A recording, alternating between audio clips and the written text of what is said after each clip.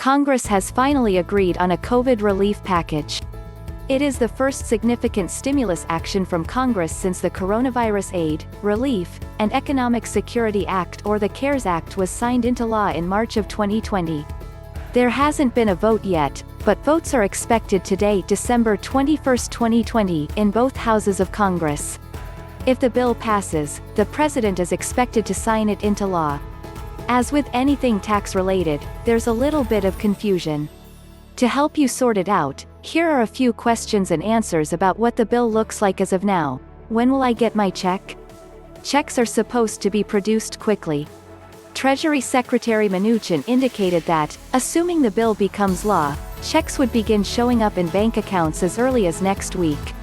How big will my check be?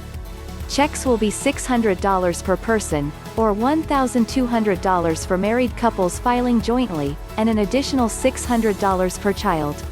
What about limits on kids? There are no limits on the number of children that qualify. The definition of child will be the same as for the child tax credit. Wait, does that mean that they did not put in a dependent fix? Yes, that's exactly the case. For purposes of getting the $600 per child, the law uses the same definition for a child as you'd use for the child tax credit. The sticking point for most parents for this purpose was the age. The child must be under age 17 at the end of the tax year. With the first round of checks, that meant that taxpayers were not entitled to receive the $600 additional payment for a child above the age of 16, even if they lived with you, ate your food, spent your money and slept in your house. A change was included in earlier proposals to allow taxpayers with qualifying dependents, no matter their age, to receive checks, but that did not make it into the final bill. In other words, children over the age of 17 do not qualify as a dependent for purposes of stimulus checks. Are there income limits on checks? The amount of the checks would start to phase out for those earning more than $75,000, $150,000 for joint returns and $112,500 for heads of household. This is adjusted gross income (AGI), not taxable income, so before your standard or itemized deductions.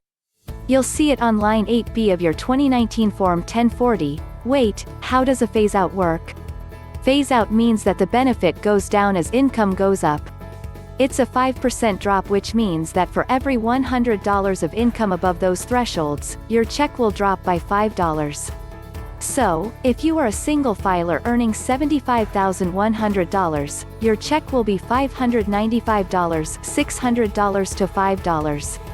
If you are a single filer earning $85,000, your check will be $100, $600 to $500.